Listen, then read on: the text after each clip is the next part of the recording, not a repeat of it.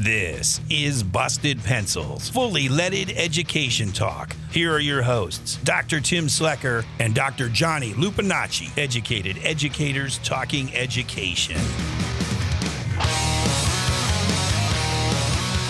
We are going to talk education. It's Busted Pencils. It's fully leaded education talk. Educated educators talking education. Want to drive that home this morning. Homeroom Monday. Welcome back to class, everybody. We appreciate seeing you, knowing you're out there. In fact, making all the connections that you always do to Busted Pencils. Hey, and just a reminder before we get started, you can always participate. Make sure you do. 608-557-8577. 608-557-8577. That's the Busted Pencils mailbag. We want to hear from you. And, I'm at it too. Hey, if you're listening on, Apple iTunes or not iTunes, Apple Podcasts, Spotify, any of those, you know what? Tell the world how much you love Busted Pencils. Give us a ranking. Tell the world because we appreciate that. Johnny and Jess, another homeroom. So good to see both of you. Whew. Man, lots going on. But Johnny, how are you? Man, I'm great. It's the last week of the first month of the year. So, we're doing all right. It's been an eventful month.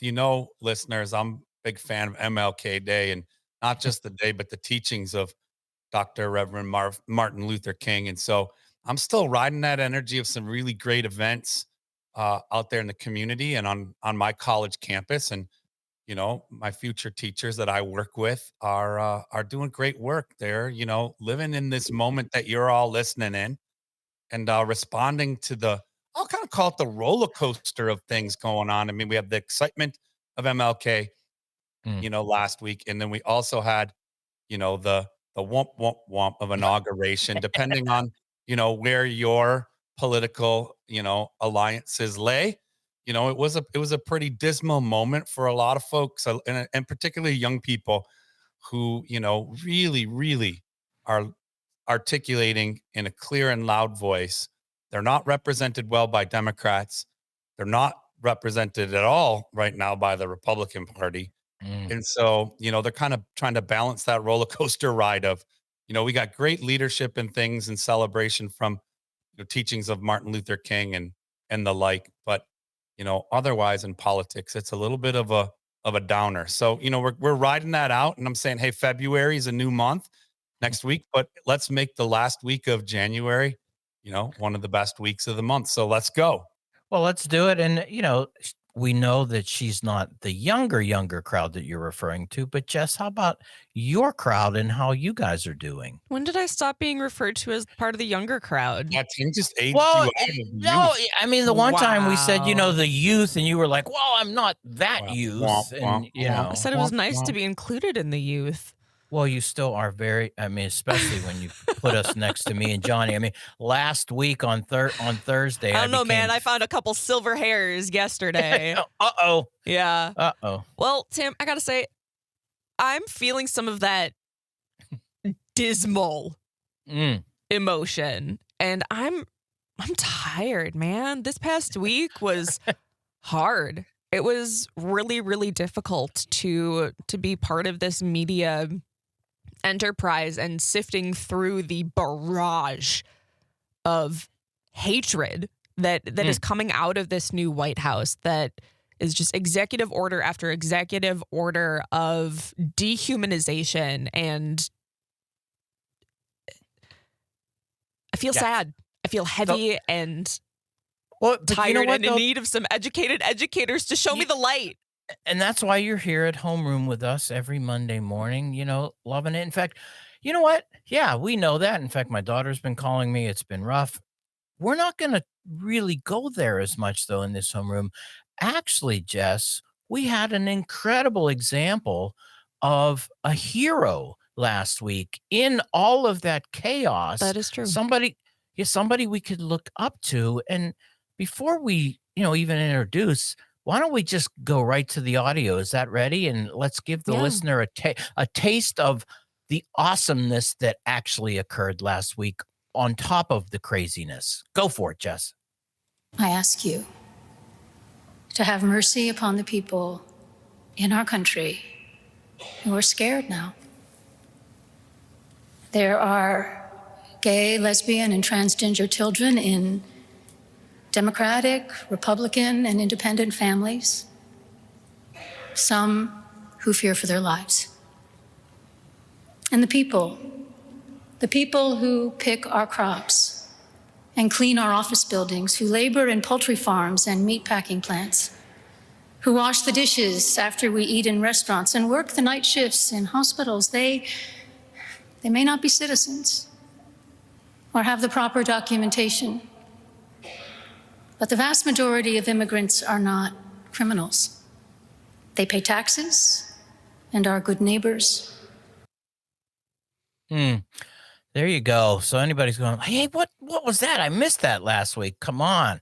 That's why you're listening to Busted Pencil. So we do not allow you to miss. That was the Right Reverend Mary Ann Budde, as they say, or Budde. Yeah, that was the prayer service that goes along with the inauguration there. And she made those words in her sermon right there, and really laying out, and just to put a little context before that, she pointed out, and yes, this was directed at the incoming new administration. And in fact, she even said, future, or now the president, you believe that the sparing of your life from that assassin's bullet in the summer was an act of God. And so as we're here, in a house of God, would like you to consider these things that are happening right now, that we have fellow humans right now who are scared. And so I point this out and say thank you, because Johnny, Jess, this. I mean, when it comes to schools and education, those children of undocumented immigrants are fearful right now. I mean, some of them too might not even be coming to school for fear of ICE, quote, waiting for them at the door. Our LGBTQ students that are already in school, our teachers, LGBTQ teachers, the fear and the trauma. What an unhealthy way to start a day, to start a week, to start a month in a learning environment, when you're already tilted. And this reminds me of our friends, Educators Amplified, Teacher Joanna and Teacher Hallie. Setting people up for such fear and anxiety is not setting them up for success and a fulfilling education. And so, Johnny, I see the Right Reverend here, and just pull this out as an example of, this is a role model for us living in a democracy, of how we respond in what feels crazy and inhumane,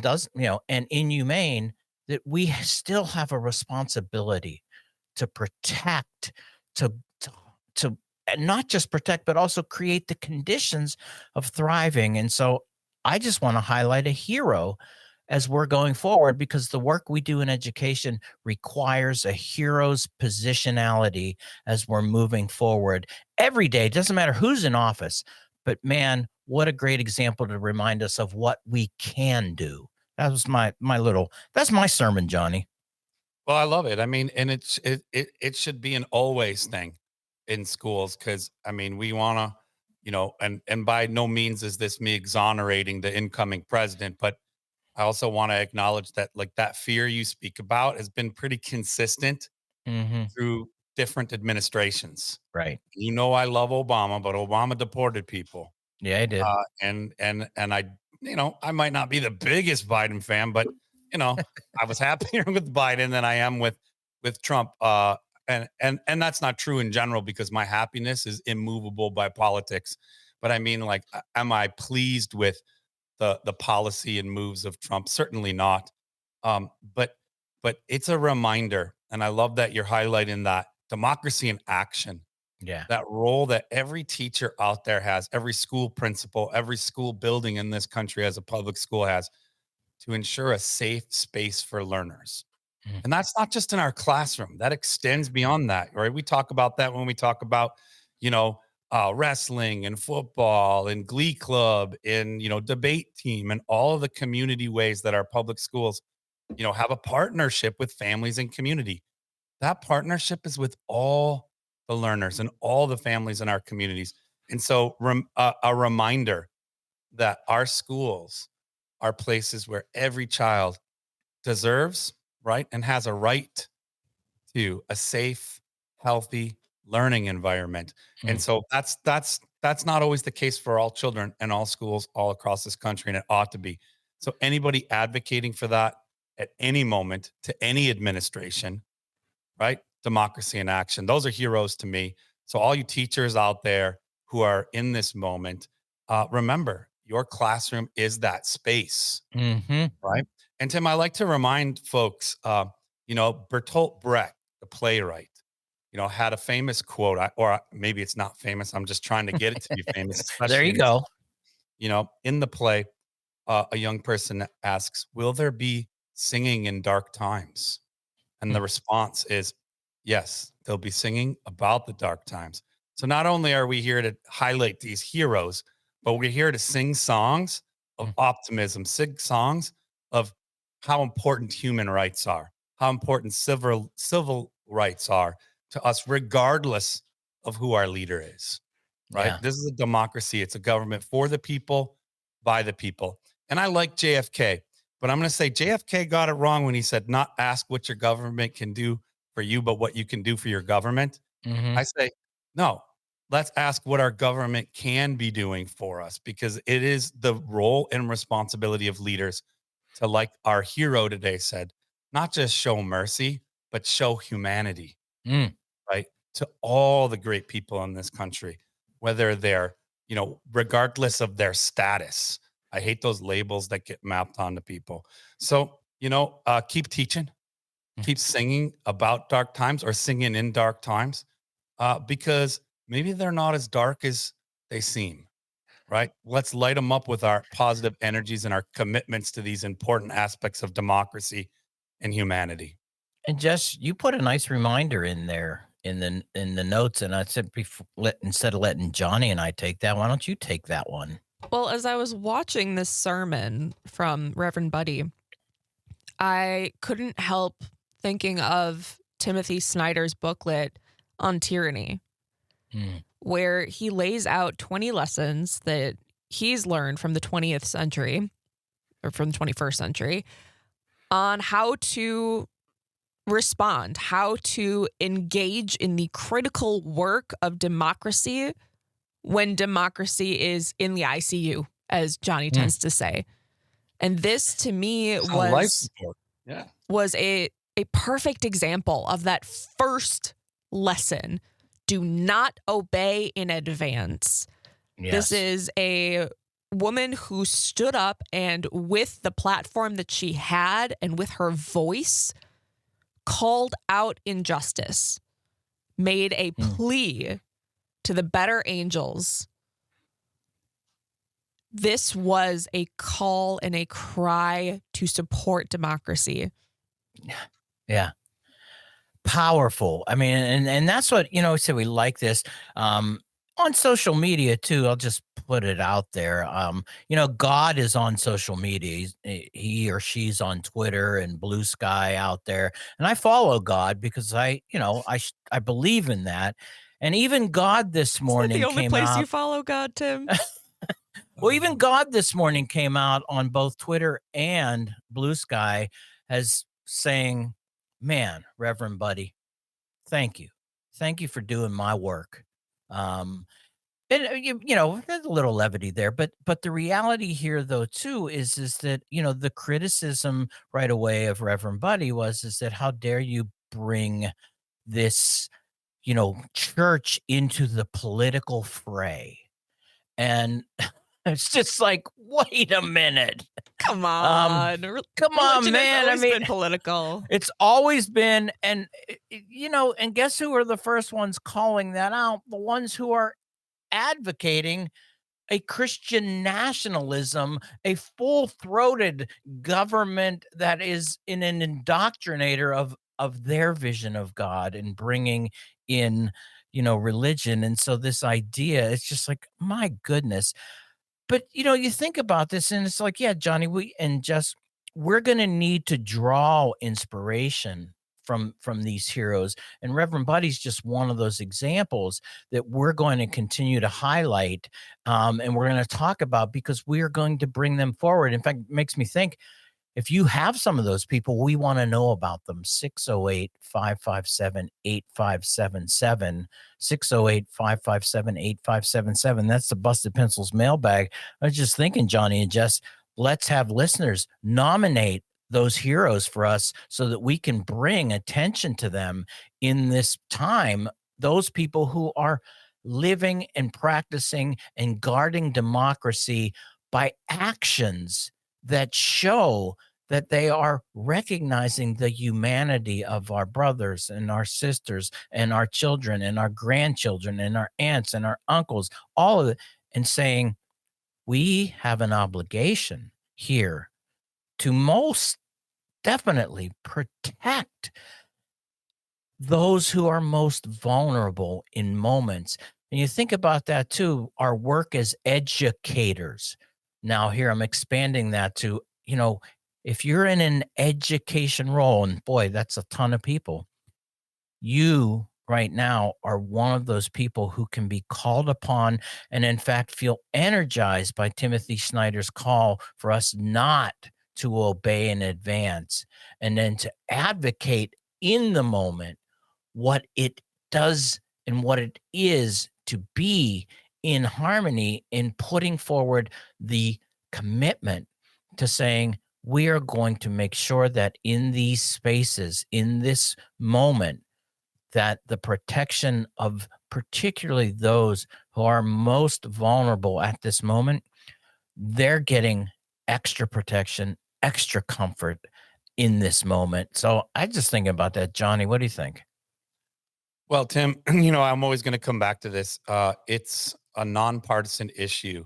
Yeah. When we start to localize things and talk about our communities, it's about the health and well-being and the kind of relationships we want in our neighborhoods, in our school communities, our districts, right, our regions, and it's time to take that back from politicians, right, and demand that kind of representation, but at the same time enact what we believe to be humane relationships, how we treat ourselves and those around us in our communities. And I actually think that people are really good at that. So I want to remember, for example, the great kind of stories that are coming out of, and I don't want to get excited about tragedy, but we're reminded as families and communities respond to the fires in Southern California, or to the mass flooding from Hurricane Helen and these kinds of things. It doesn't matter whether you're MAGA or whether you're, a radical liberal. When communities need support, humans come together and they take care of one another. And we're really good at it, especially in this country. And I'm proud of that, because that's patriotism. So remember, no matter how you identify, have humility and care for your neighbor. So let's keep highlighting those heroes and those stories. And now it's time for your moment of Zen.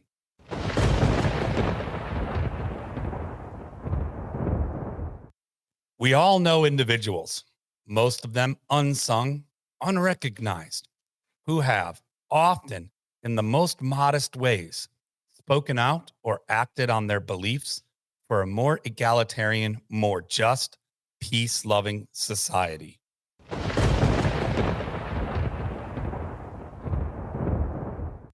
Thanks, everybody, for listening and downloading Hangout Wednesday to hear about navigating math anxiety. For real this time, we moved our schedule a bit to get Heidi Sewack's episode out with the registration for her AI challenge kit closing this week. Then we'll see you to talk about free throws and face-offs, and a full hour of pencil busting on Saturday across all the civic media talk stations. Now get out there and keep busting pencils.